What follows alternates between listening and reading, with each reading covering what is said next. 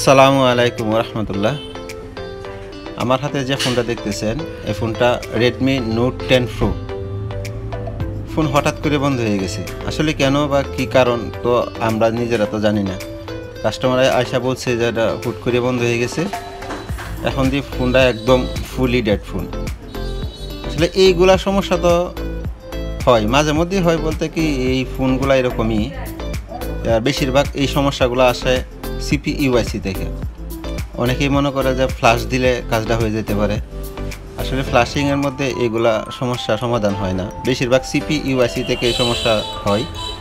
আর এগুলা সমস্যা সমাধান হয় সিপিইউআইসি। যদি সিপিইউআইসি কাজ করা যায় তাহলে এই সমস্যা সমাধান হওয়ার সম্ভাবনা বেশি। আর আমি প্রথম খুলছি ফোনটা, তার আগে আর খোলা হয়েছে না, যেহেতু সিপিইউআইসি যেভাবে থাকার কথা এইভাবে আছে, তার মানে কি কেউ দেখে নাই, আমি ফার্স্ট টাইম দেখতেছি। এটা দেখেন একদম মাদারবোর্ডটা একদম ফ্রেশ চকচকা, কোনো স্পট নাই। এই ফোনগুলো আমি খুলবো, খুলে দেখবো যে আসলে কি সিপিইউআইসি সমস্যা কিনা। আর পাওয়ার সাপ্লাই বা অন্য অন্য যেভাবে আছে এইগুলো আগে চেক দিব, যে চেক দেওয়ার পরে আমি আবার এটা যদি সিপিইউআইসি থেকে সমস্যাটা হয় তাহলে সিপিইউআইসি দেখব। আর যদি অন্য পাওয়ার আইসি থেকে সমস্যা হয় তাহলে পাওয়ার আইসি দেখব। কিন্তু আমার যতটুকু ধারণা এই ফোনটা সিপিইউআইসি থেকে সমস্যা। দেখেন এই স্টিলটা কাটবো, পরে আবার পাওয়ার সাপ্লাইটা দেখবো। আগে আমি আমার টার্গেটটা দেখতেছি, তারপরে আমি আপনাদেরকে দেখাইতেছি আসলে এই সিপিইউআইসি সমস্যা কিনা। আমি স্টিলগুলা কাইটে নিতেছি। আর এটা স্টিল যদি কোনো সময় প্লাস দিয়ে কাটার চেষ্টা করেন তাহলে কিন্তু বেশিরভাগ স্টিল কাটতে গেলেই আইসি বা কোনো টান দিয়ে তুলতে গেলে আইসির অনেক লাইন থাকে বা পাও থাকে, এগুলো চিরার সম্ভাবনা থাকে বেশি। তাই আমি ওটা কাইটে নিতেছি কাটার দিয়ে, যে কাটিং প্লাস দিয়ে উপরে স্টিলটা কাটতেছি। কিন্তু আগে ওইটা দেখেন যে শুধুমাত্র আইসির জায়গা যতটুকু থাকে এতটুকু জায়গা ক্লিয়ার করে হয়েছে। এখন আমি আবার চেক দিয়ে দেখবো, যেহেতু আমার টার্গেট তো সিপিইউআইসি থেকে, কিন্তু আমি আবার পাওয়ার সাপ্লাই দিয়ে চেক দেবো। পাওয়ার সাপ্লাই দেখি কত পর্যন্ত উঠে, বা আপনারাও দেখেন যে পাওয়ার যদি 200-র উপরে থাকে তাহলে তো ভালো, যদি 200-র নিচে থাকে তাহলে সমস্যা। সুইচ দেওয়ার পর দেখেন 156, 200 এরকম, কিন্তু স্ট্যান্ড বাই যে একটা পাওয়ার সাপ্লাই আছে ওইটা থাকে না, মানে 250 এরকম থাকার কথা থাকে না। সুইচ অন করার সাথে সাথে ফোনটা আবার নিচে ডাউন হয়, আবার 0 চলে আসে। দেখেন পাওয়ারে এই যে চাপ দিলাম, দেখেন 200 উঠতেছে কিন্তু আবার নিচ দিকে ডাউন হইতেছে। এটা এখন সমস্যা একটাই, সিপিইউআইসিটা কাজ করলে মনে হয় আর কি সমাধান হওয়ার সম্ভাবনা বেশি। এখন আমি সিপিইউআইসিটা যেটা আছে ওইটা আমি কাজ করব, তার বাইরে কোনো কিছু আর কাজ করতেছি না। আচ্ছা দেখেন আসলে সিপিইউআইসি কাজ করলে কি সমস্যা সমাধান হয় কিনা, ফুল ভিডিওটা দেখলে বুঝতে পারবেন। আমার সঙ্গে দেখুন এবং ফুল ভিডিওটা দেখুন।